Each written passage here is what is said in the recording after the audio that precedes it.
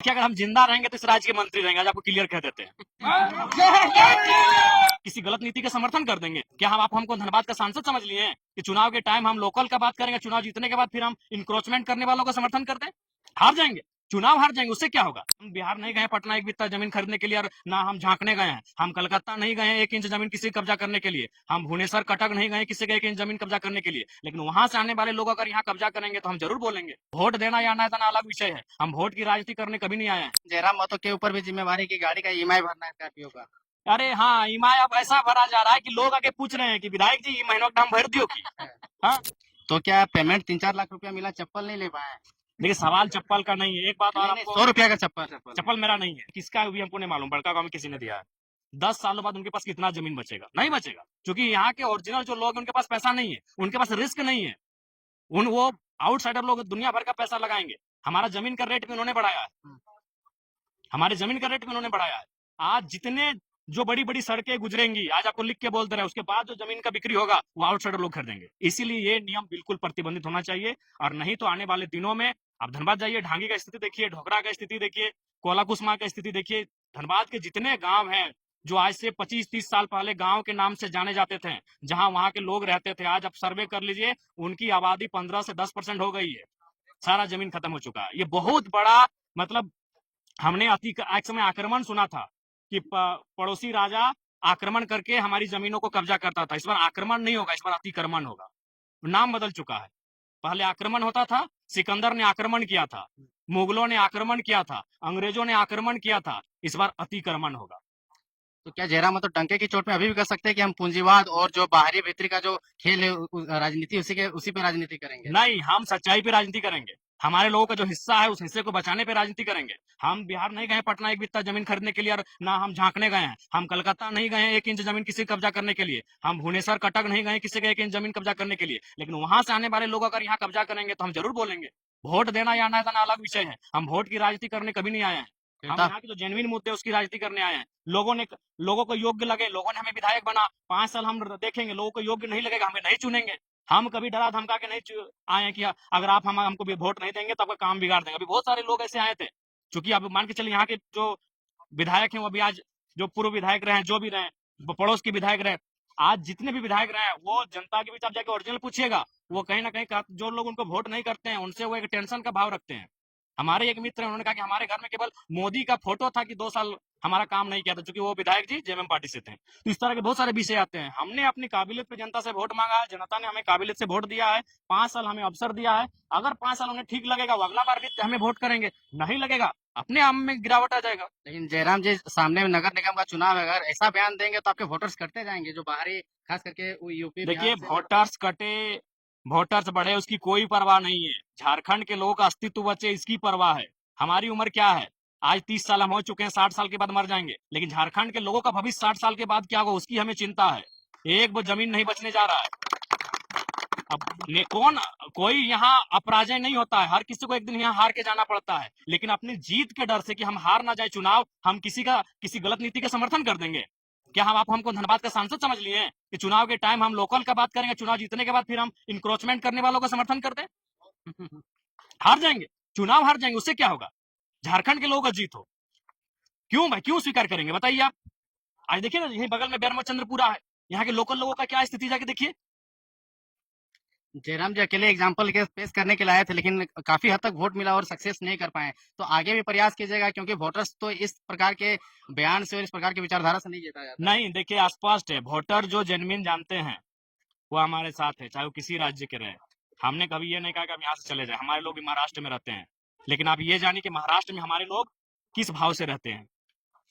महाराष्ट्र में मराठी प्रथम, गुजरात में गुजराती प्रथम, तो झारखंड में झारखंडी प्रथम। जो आते हैं रहते हैं वो दूसरे, अपने आप को दूसरे में गिने।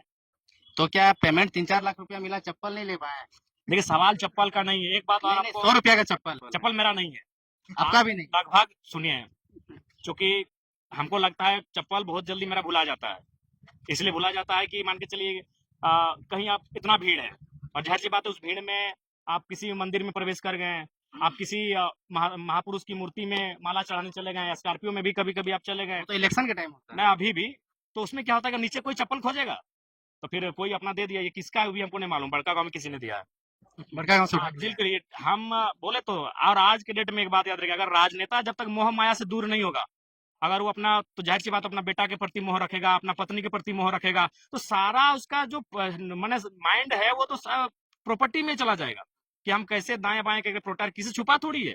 आज राजनेता जब दिन भर अपना काम करने के बाद शाम को घर जाते हैं तो ईमानदारी से बोलिए क्या चर्चा करते होंगे? यही चर्चा करते होंगे कि एनएच के सामने कौन सा जमीन बिक रहा है 5 एकड़, हम खरीद लेंगे।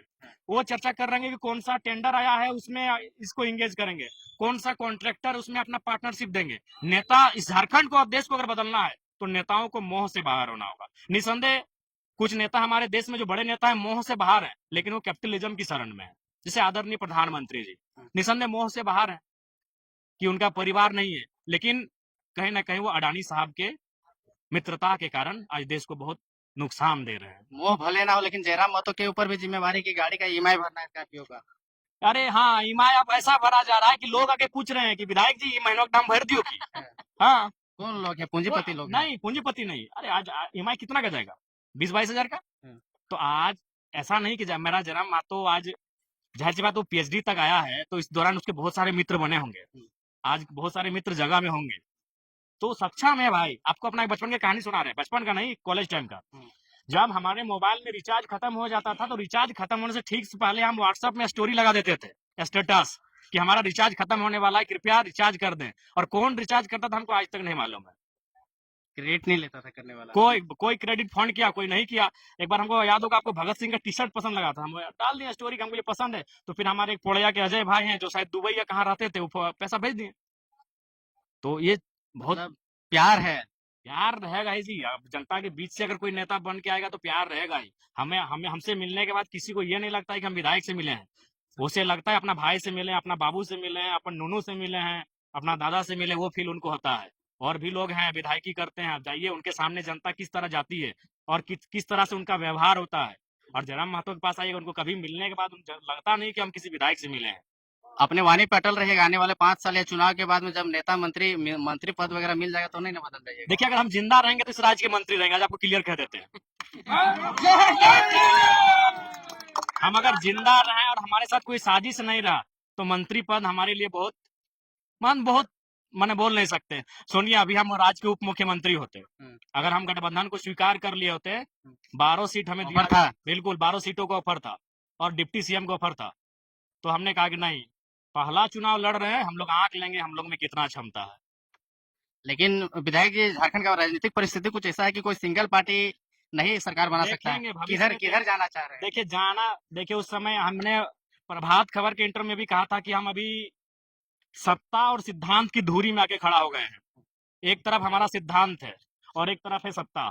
सिद्धांत व्यक्तिगत मामला है, प्रिंसिपल जो होता है वो व्यक्तिगत होता है, निजी होता है, लेकिन जो पावर होता है वो पब्लिक के लिए होता है। अब हमें ये तय करना है कि हम अपना निजी सिद्धांत को लेकर आगे बढ़े या फिर सत्ता में इसलिए आए कि पब्लिक का भला हो। इस दो असमंजस के बीच हम खड़े हैं। इसमें अभी निर्णय लेने के लिए पूरा 4 साल 4.5 साल बचा है। इसमें निर्णय लेंगे, लेकिन निर्णय भी लेंगे तो जनता की भलाई के लिए। उम्मीद है कि गठबंधन होगा। वो भविष्य की बात है, भविष्य के गर्भ में है, देखा जाएगा। लेकिन लास्ट सवाल, आपके क्षेत्र से कोयला वेला पार हो रहा है कि नहीं आपके? अभी तो ऐसी बारिश का दिन है, कोयला बंद है। अभी कोयला अगस्त में शुरू होगा। जयराम तो टकटकी निगाह लगा के बैठे हैं। नहीं, अब अवैध लोगों पे देखिए अभी उन लोग खुदे मैंने क्या बोलते हैं, स्ट्रिक्ट है। बोलिए। धन्यवाद।